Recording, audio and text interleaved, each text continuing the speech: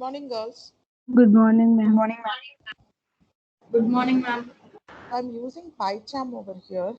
So I want all of you to install PyCharm in your systems. There is a video on how to install PyCharm. Just follow it. And now I'll show you how to execute these programs in PyCharm. Girls, can you see the PyCharm sheet? Yes, ma'am. okay. Fine. Hope you can see the screen now. So you'll be getting something called as main.py. You can keep it or you can rename it. Okay. So to rename it, I'm going on top of it and I'm doing a right click. Okay. So once you click right click, it's like rename file and all that is there. So you can do that. Okay. So you can change the name of the file also. But I'm keeping main as it is. So let us write a program to find the factorial of a number. So I'm giving some comments. So I'm saying factorial of a number. Okay. So wherein I am trying to give it in a recursive manner. So I'm saying recursive procedure. So I said factorial of a number recursive. Okay. So now I'm writing the function. So I said factorial and then I'm taking a number n. Okay. So this is how we write, right? Then I'm writing my base case. So I'm saying if n is equal to 1. So what should you do? If n is equal to 1, you should say return. I'm saying return 1. Okay, fine. Then else what should I do? So else what should I do? I should say return. I'm saying n into, then I said factorial. Then n minus Minus 1. okay, minus 1. So this is how we write. Okay, so this is my function. My function is over. So now I'm going to the main program. So herein I'm taking a number n. So I'm saying int. Okay, so input. I'm saying enter a number. So I'm reading a number from the user. Okay, enter a number. And then what I'm doing now, I'm calling it. So you can directly call it in the print statement, or else you can take another variable and take the result into it, because it will be giving some result. So I said result is equal to, so I'm saying factorial and which is n. Okay. So now the result will be inside the result variable. Now I'm saying print the factorial of okay. So if you want to, you can actually write I mean make your print statement accordingly. So I'm saying the factorial of n is okay is, and then I'm saying it is result. Okay, so this is how I'm formatting my print statement. So this is the entire program, girls. Okay, so now let us try to run this program. I hope you can see this green button over here, which is run, or else you can also directly click the combination of keys like shift and F10. Okay, so F10 function key is there, right? So shift and F10 you can click, or else you can directly click on this button, which is the run button. So I am clicking on this run button. So you can see here at the bottom of the page, it is asking me to enter a number. So it is prompting me to enter a number. So if there are any errors, it will show you the errors. You have to rectify the errors. So now I'm giving a number. So I want factorial of 6, say for example. So as soon as I clicked enter, what it is doing, it is showing me the factorial of 6 is 720. Okay. And so say I'm saying I'm running it again. So say I am giving some 23. So you can see I'm getting the factorial of 23 also. But in C programming, what happens is if you try to get the factorial of 10, it will show you like because it will be the result will be out of range of your integer and you'll get an error. But here you can see it is giving me the factorial of 23 also. Okay, right. So any number you give, it will give me the factorial here. So this is the recursive procedure. So you can understand that the function call is made from here, from line 7, the function line number 7, we are reading in the number. and we are passing this number as an argument into this factorial function. And as soon as you pass this and make a function call, now the control jumps to line number 2. Inside the line number 2, we are taking in the number, whatever it is, 23 or whatever. So it is checking whether it is equal to 1 or not. It is not equal, so it comes to the else part and execute this. Okay, so if it is 6 into factorial 5, so it is called on factorial 5. Again the recursion happens. Okay, so I already explained you this program. Okay, so this is your recursion program. Now let us try to execute the other program, like I said, GCD of two numbers. So let us execute the GCD. I'm saying GCD of two numbers. I'm giving a recursive solution. So I'm saying recursive. So I'm taking a function which is def, and I'm giving the name of the function also as GCD. Then I said a comma b. These two are the parameters that are entering into the function. Then I'm checking for the condition if b is equal to 0. Okay. So if b is equal to 0, then what I'm saying return a. Okay.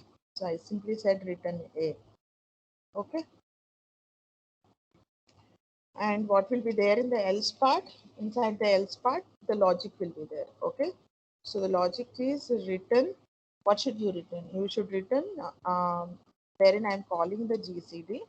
But here the parameters are, what are the parameters? The first parameter is b and the second parameter is a mod b. Okay. So the first parameter is b and the second parameter is a mod b. Right. So this is the function call, recursive function call, and here in I'm reading the two numbers. So I'm saying int input, okay, enter a,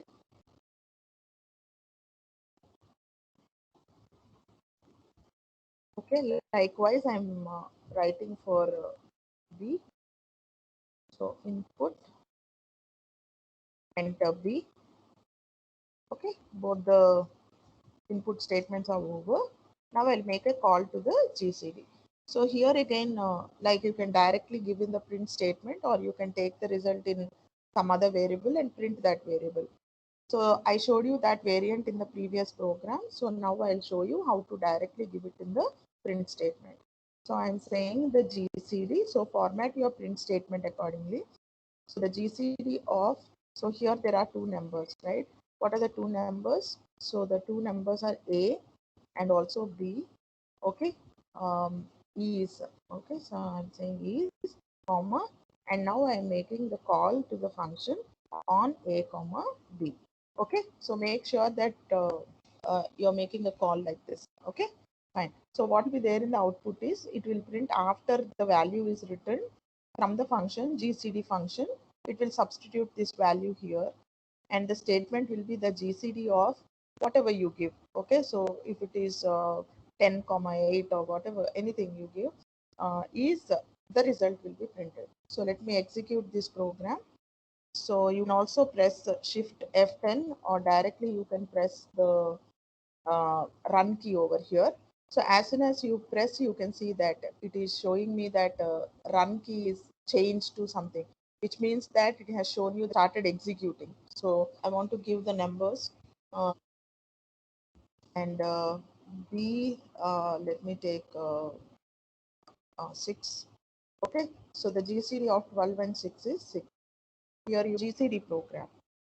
Are you, let us try to display the Fibonacci sequence. Sequence, and we are trying to give a recursive solution. So let me write my function. So I'm saying function, okay, so definition, okay, so def, then I said fibo, so I'll simply say fibo, okay, and then inside this fibo I'm passing the term, okay, so which is n, and what I have to do, so this is my base case, so I'm saying if n is less than or equal to 1, what should I do? Return n. Okay, so I should say return n. It is not return 1, girls. It is return n. అంటే n అనేది నాకు 0 ఉంటే 0 print చేస్తుంది, 1 ఉంటే 1 print చేస్తుంది. Okay, now else, so what I have to do, I am simply saying return, and now I'm making two recursive calls. What is the first recursive call? So I'm saying fibo, and this recursive call is for n minus 1. So then I'm having a plus, and then I'm making fibo, I'm making another call. So wherein I'm saying it is n minus 2. Okay, so the first one is I'm making a call on n minus 1, and the second call I'm making on n minus 2. Okay, so right, that's it. So now let us read in n. So I'm saying n is equal to, so I said int input. Okay, so then say enter n. So user will be entering n. Okay, after he has given n, now let us check into the terms. Okay, so I'm saying n should be greater than or equal to, I mean, it should be greater than or equal to 1. Okay, 0. So but in case if the user is giving less than that, okay, so maybe he is giving 0 term or minus 1, so we do not accept it. So we are saying less than or equal to 0. So I am just writing a print statement here saying that give a positive number. Okay, so give a positive number, or you are saying okay, the data is incorrect. Okay, so whatever you want you can give. So I'm saying enter a positive number,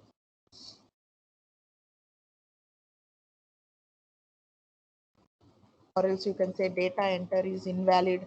So any of the things you can do. Okay, so that is regarding your if. And now I'm writing the for inside the else, right? So I have to use the else over here. I'm saying else. Now I have to write my for. So I'm saying for. So before writing for, you can also say the Fibonacci sequences and all that. I'm not writing all that here. So I said I in range. Okay, so what is the range here? What is the range here? The range is n, right? So I'm taking n. And, so now I'm making the call to the function. I'm making the call to the function from the print statement, because I need to print the terms. So I'm saying fibo, and I'm passing I and d. Okay, and since I want space in between the terms, I'm using this end over here. So as soon as it prints one, as soon as this function returns one term, after the term a space will be printed, and I will take the next term, and the next recursive call will be made. So this is how we are formatting it. Okay, so I hope this is clear to everyone.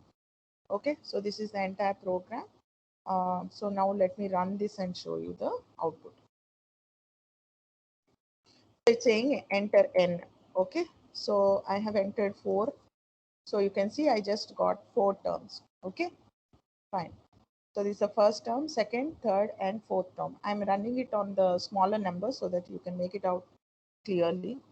So say I have run, now I'm going to give some 25. So you can see I got 25 terms. Just observe, like for the 25 iterations itself, I have reached 46,000. Okay, so it increases very drastically.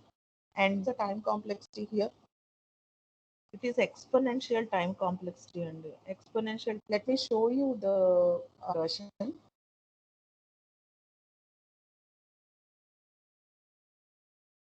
I'm just saying def fun.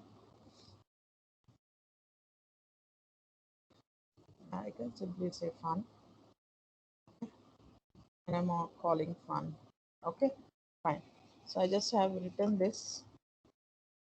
Can you see the output at the bottom? So it is saying maximum recursion depth exceeded, and it's saying process finished with the exit code 1. It is saying process recursion.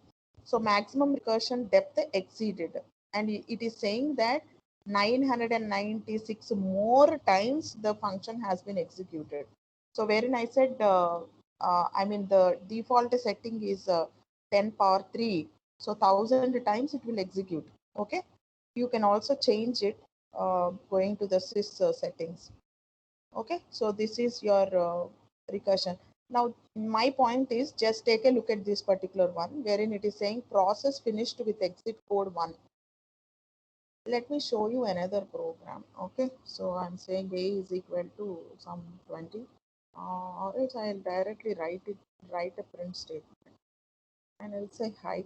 Okay, enough. Okay, and I just have written one line. Okay, so it's saying hi, and let me execute this program and show it to you. So you can see that hi, and now you can see the process finished with an exit code 0. What is the difference between these two? If it exits with 0, it means program is successfully run. Mm-hmm. Mm. Okay. Mm. It has failed to do anything in that program. Exit codes represent that if it is 0, it means that it is normal termination. Okay, and if it is other than 0, anything, it means that it is abnormal termination. Okay, so these exit codes are you just by looking at the exit codes, you will be knowing whether the program is normal or normal termination or abnormal termination. Okay, fine. Okay, right. So now let us look into pass by object reference. So let me show you that. Pass by object reference. Okay, right. So first I'll show it for immutable objects. Okay. So I'm writing my function. So I'm saying fun, and then I'm taking in s into it, and then I'm saying s is equal to. I'm changing it to apple. Okay, and I said s is equal to apple, and I'm saying print. Then I'm saying s inside function. S inside function. So what is s inside the function? So it's s, right? Okay, right. So this is my program, and I'm saying s is equal to outside. I'm saying s is equal to Sudha, or you can say anything. Okay, right. I'm calling the function, so I'm saying fun of s, and let me write a print statement. Okay, let me write a print statement wherein I'll say outside function. Okay, s outside function, right? Okay, so this is my program, and let me run this and show you. So you can see, girls, s inside function is apple and s outside function is Sudha. So you can see that the effect didn't change. The assignment didn't affect this s over here. So they both are two different variables. Like this s is like you can say it's a global variable, and this s is like a local variable. It's different. Okay, right. So this is what is called by value. So for the immutable objects, it will act like called by, what is it? It is called by value. Okay, so pass by object reference in Python, for the immutable objects, it will be called by value. Now I'll change a bit. Okay, so I'll say s is equal to apple, and I'll give some return over here. So I'll say return s. Okay, so I'm saying return s, and here I'll write a print statement. Okay, so I'll say I'll write a print. Okay, fun s. Now what will happen? So the return will actually give apple. Okay, so this is the first print statement. Okay, so which is saying apple, but outside the function it will be Sudha. Okay, right. So this is how we are doing. We are executing the programs for immutable things. When you pass immutable objects into the function, this is how it will be. Like the effect will not happen. So the changes will not be made. Now let me show you for mutable objects. So this is mutable objects, and how it behaves, we'll try to understand. So this is a function, okay? So I'm saying fun, wherein I'm taking S, okay, fine. So what I'm doing, S is a list. So let me change the name so that you'll understand it. So I'm saying L1 is a list. So L1 is equal to, so what I'm doing, L1 dot append. I'm doing some operation. I'm applying the append operation on L1.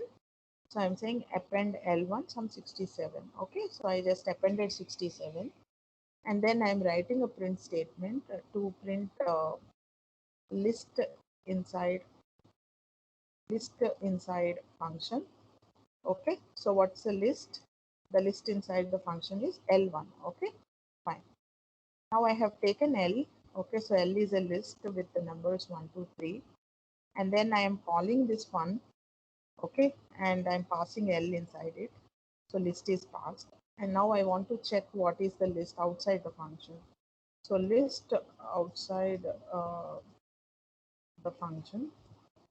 Okay, and what is that? Which is L. Now let us see whether it will reflect or not. So shift F10. So you can see that list inside function is this one, wherein 67 is appended, and list outside the function is also same. Okay, so this is mutable, wherein it will act like a call by reference. Okay, I hope these programs are clear. Are these programs clear to my class? Yes. So see another program I talked about. Okay, so let us see this. So I'm saying def something. Okay, so I said ext. And then we are having two arguments in here. So the first one is val, and the second one is list. Okay, so wherein this is a default value. Fine. Okay, so now what I'm doing, I'm saying list dot append. So I'm appending something to this particular list, which is val. Okay, so I'm appending val to it. Then I'm saying return list. So that's it. Okay, so this is what I have in the function. So I'm taking the, I have two arguments. One is the val normal argument, and the second one is the default argument. And then I'm saying list dot append, and then I'm adding this val to it, and I'm returning list. Okay, fine. Now let us take list 1 is equal to, so I said list 1 is equal to, or I'll say L1 is equal to. So what I'm doing, I am saying text, I'm calling this function. Okay, so I'm calling this function on the 10 with the passing value as 10. Next is L2 is equal to, so I'm saying ext, which is the name of, ext is the name of the function. And now I'm passing 34, comma, here I'm mentioning the list. Okay, so I'm passing an empty list. So then I'm saying L3 is equal to ext, and then I am passing some character. So I'm passing S. Okay, now we'll try to print all of this. Okay, so I'm saying list 1, L1 is equal to, so L1 is L1. So in the similar way, I'll be having 3 print statements. So this is L2, L2, okay, fine. So this is L3 and this is L3, okay, fine. So now let us try to execute this program and see what it will generate. So you can see, girls, like the list is, so here two concepts you need to learn. The two concepts are, the first thing is like the default, don't forget the default arguments. And the second concept is the concept of call by assignment. Okay, so that's why your output will vary. So in your placements, what they'll do is they'll try to give this type of questions wherein it will be confusing. Okay, so what you might think is, you might think that the answer you gave me in the class, right? You might think that it will be 10 and this will be 34 and the last one will be 10 comma s. But here the point is, like, even for L1 you are getting 10 comma s. Why you are getting 10 comma s is because this you are printing it after L3. Okay, so that's why you're getting this answer. So these are the programs, and so we let me show you how to swap a number, how to swap two numbers. Okay, I'm trying to show you that program. So this is a def swap. So I'm taking in two numbers a comma b, and then I'm simply saying return. Okay, um, return, and I'm saying b comma a. That's it. Okay, fine.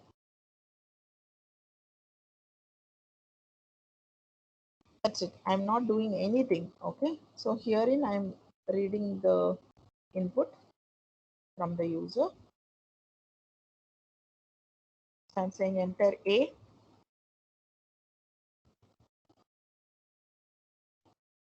Okay, so this is enter b. Right. Okay, call the swap function. And what I'm doing here is I'm saying a comma b is equal to, so I said swap of a comma b. So I just made a swap. Okay, fine. And now print the values of a and b.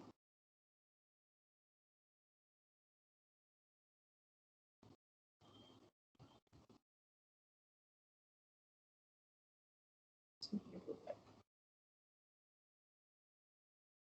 Now let us execute this. It's asking me to enter A, so I'm entering 55. B, I'm entering 77. So you can see A is 77 and B is 55. Okay. Or else you can say it will make you perfect, and you have to practice all these programs. Look at how it is behaving by changing the statements. Many things you can learn. Okay, so unless until you practice, you cannot get programming.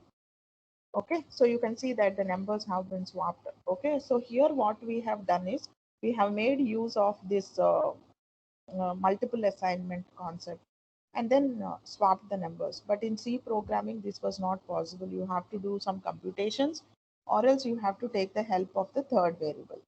Okay, if the question is given like don't take the third variable, this swap is a very, very, very, very important interview question pertaining to C programming. So in C programming, if you are attempting the C programming placement bits, you can see this. Write a program to swap, or write an algorithm, or write a pseudocode to swap two numbers without taking the help of a third variable. So that is the kind of question you will get for swap. Okay, without taking the third variable, you will be doing some arithmetic expressions, or you will be doing some computations between A and B to produce the result and reassign. Okay, or else you will be taking a third variable, put the values in third variable like temp is equal to a, then you will be saying a is equal to b, and then b is equal to temp.